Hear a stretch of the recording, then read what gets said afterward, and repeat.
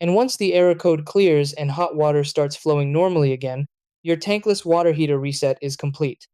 Resetting a Rinnai tankless water heater is an essential troubleshooting step when you're dealing with glitches, error messages, or power interruptions.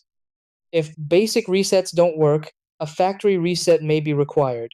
To do this, turn off all power to the unit and remove the front panel.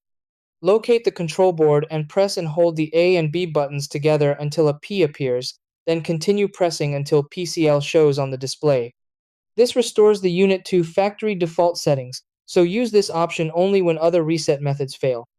Some models can also be reset using the controller. Press the on/off button 5 times within 5 seconds, and the unit should reset automatically.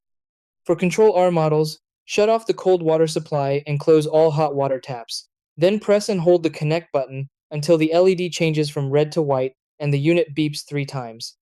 For most situations, a simple power reset is enough. On indoor models, unplug the heater from the outlet, wait 10 to 15 seconds, and plug it back in. On outdoor models, turn the on/off switch off, wait briefly, then switch it back on.